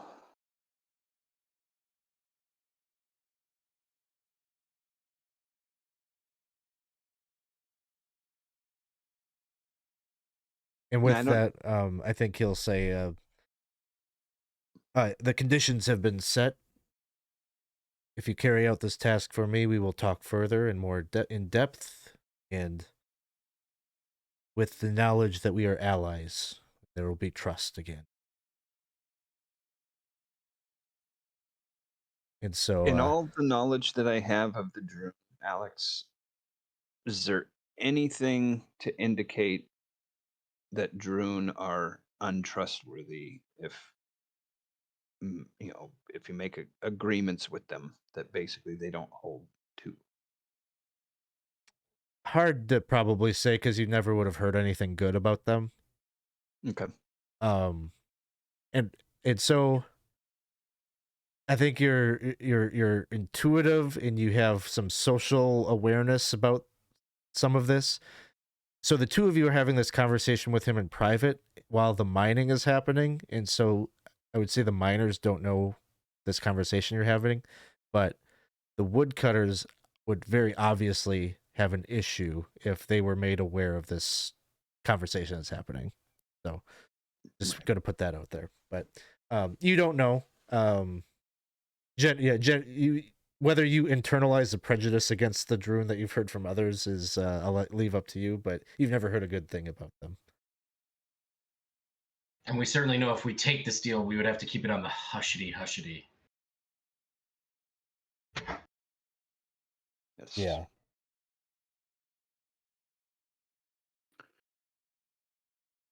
Very good. Well, Sir Geoffrey, let us commune with our companions and out of earshot of the woodcutters. You want to should we process through the rest of that hour?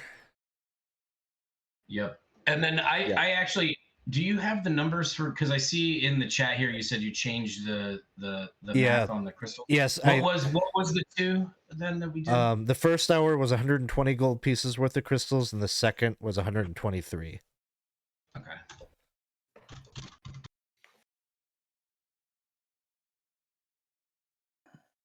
Okay, 1 second. No more 11s.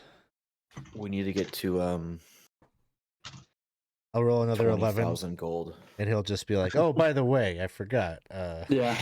We'll see if we get another 11 or not. Here's another quest. So, did you make up your mind? he's coming back. So just wanted to check. there is a rushing gust of wind that kind of passes real quickly through that tunnel, almost like almost feeling like the cavern, is on like some high peak of a mountain or something, how cold and quick this gust is. And it's accompanied by these ghostly voices that just moan, "Save us from the faceless one! Save us from the faceless one!" Lasts for about a minute or so and then subsides. I'm going to do a morale check here for your companions. Oh, no. Wasn't that the name of the cult, the Faceless or something like that? Mm-hmm. So morale check, is that at all influenced by like loyalty, reaction, like charisma, that kind of thing? 1 second. Possibly. Don't remember that part of it, but I was just thinking that. Let me see what it says. So there's loyalty checks. I'm not sure if that's probably not the same thing. That's something different.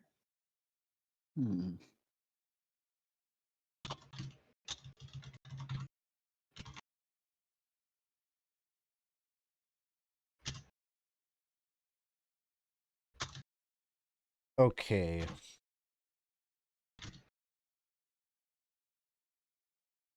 Let's see. Chris, do you know it's like you roll above the morale level, right?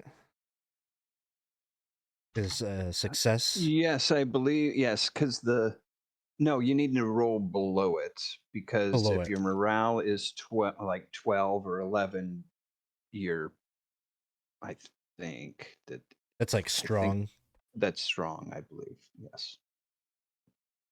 Yeah, because the peasants is morale is 6. Yeah. But like a longbowman is 8. Yeah, a score of 2 never fights. A score of 12 never checks morale. So that makes sense. Okay, so they've gotten 8. So I'm going to do 5 of these. 1 passes. Oops. 2 pass. 3 pass. 4 pass. They all pass. Oh, nice. What dice do Yay. you roll? I know. Yeah. Is it a D12? These are woodcutters. 2d6. They're a hardy folk. Okay. They give That was- 0 S's about ghosts. They've got bogmen coming out of their wood. Yeah, Sure. they have bog. Yeah, they have that bog. Yeah, that I showed forgot up. about that. We should ask Lumberjacks them. are made of stern stuff. Yeah. So another hour passes, so another riff on the torch, and another hour of the lantern. Okay, so that's one. I believe that's one. No, we got one more hour on the lantern after this. Oh, nice. Another 127 gold pieces worth of crystals harvested. Mhm. Okay. Keep it going. Another hour. Yeah. All right, and then after this hour, you need to do an hour of rest. Another oil. Okay. And we'd have to light Yeah. another oil flask because that'll be the end of our 4-hour oil. It's Dolmenwood state law. Gotta make sure that we. Yeah, that's right. Yes. Didn't want those meal premiums. Yes. Caladormenwood. Oh, all right, something maybe. Okay. At sort of the tail end of the hour,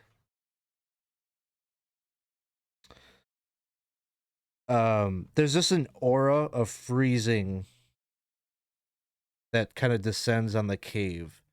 And even you look out, those of you that are looking out at the lake here, it starts to kind of glisten and freezes over. And you start to look up and you can see little snowflakes drifting down. The Cold Lord? Cold. What was he? The Cold Old Prince. Old Prince. Prince? Yeah, it's Nag Lord and Cold Prince. I would And- kind of look to outside. It's still sunny outside and whatnot. Yeah. No, maybe some cloud cover has encroached upon that.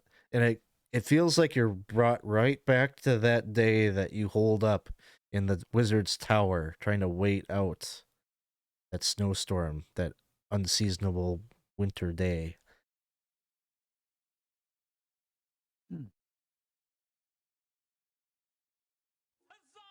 Hey, thank you so much for the follow, AJ Burn 94. Thanks for spending your Saturday morning with us. Alex, just for a bit of flavor, like when this stuff starts happening and like stuff starts getting weird, excuse me, I do want to.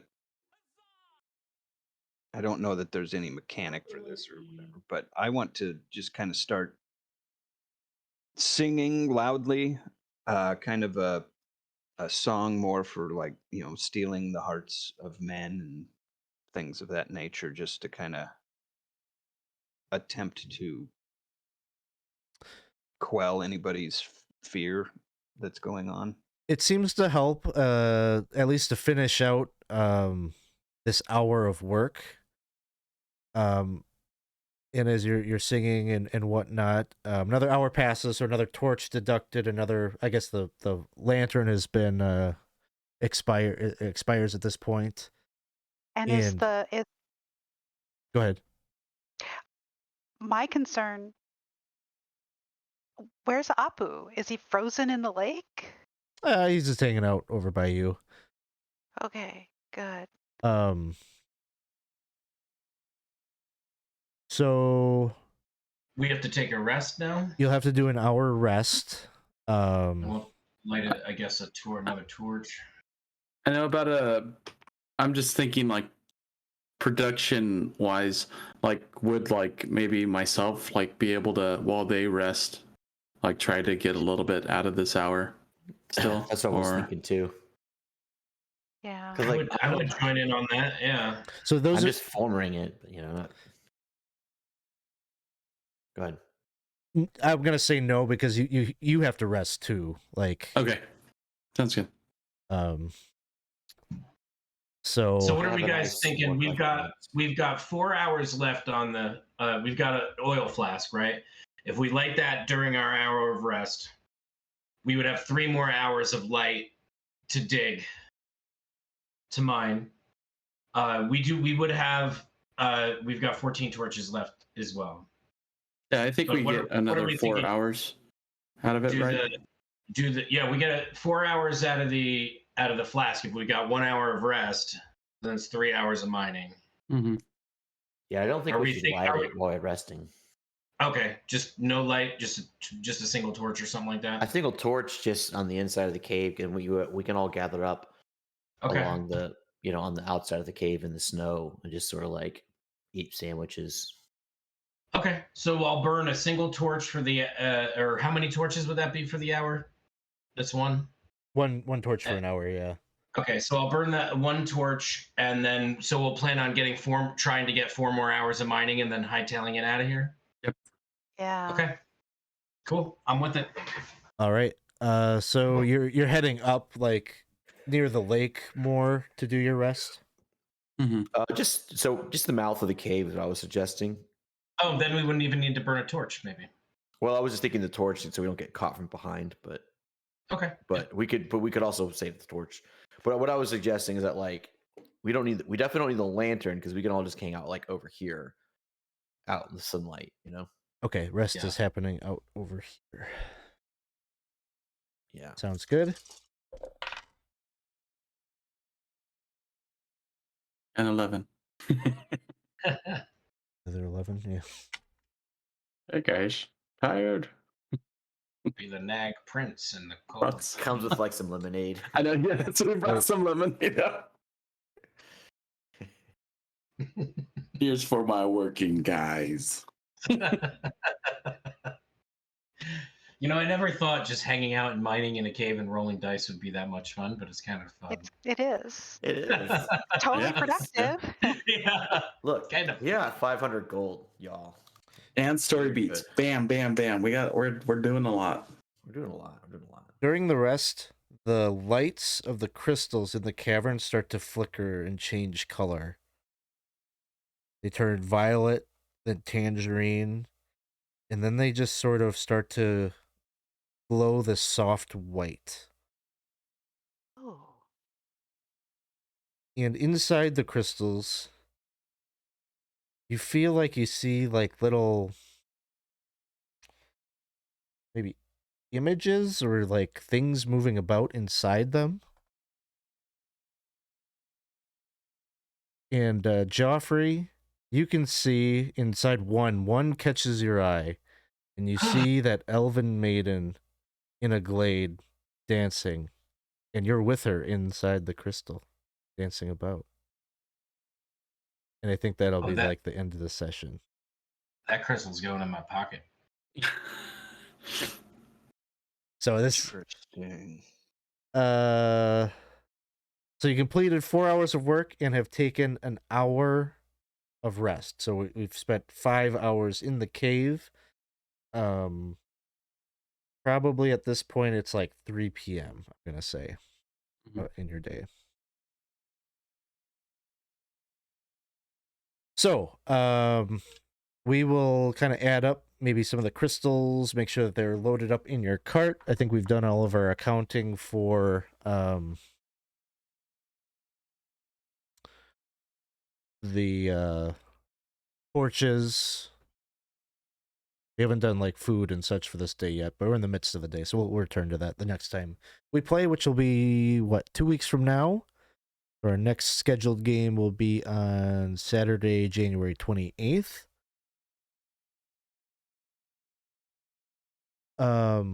Yeah, why don't we haven't done it for a while, so why don't we take a moment, and before we break, we'll do a bit of gratitude. So just kind of maybe popcorn around anything that you'd like to share or bring up from another player that made this a particularly fun session for you.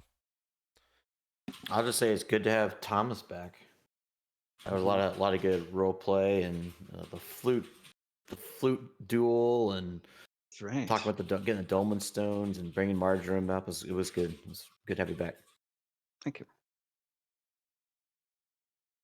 Yeah, I was gonna say this kind of similar, but even just it's great to have you back, and then just kind of your character's backstory leans so into this Droon thing that I'm absolutely loving the direction it's going. I think it's really cool, and especially with, I don't know if the everybody watching knows, but the DM dropped some kind of like player specific storyline things for us to gain some XP, and it's just really exciting to see maybe Thomas's character on maybe the precipice of something like that. So that sort of excitement to see one of our players kind of maybe take it up to the next level really added some excitement to this session for me. I'm grateful to the sort of opportunity to have those small moments of interplay that ultimately add a tiny detail that can be very, very important later. So especially that whole multiple conversations with the Friar, and with having that opportunity to really lay the groundwork for some other things that will come next. So it's and doing it in such a way that it's a really nice flow. So gratitude always to the DM, but also to Isaac for picking that up and going with it.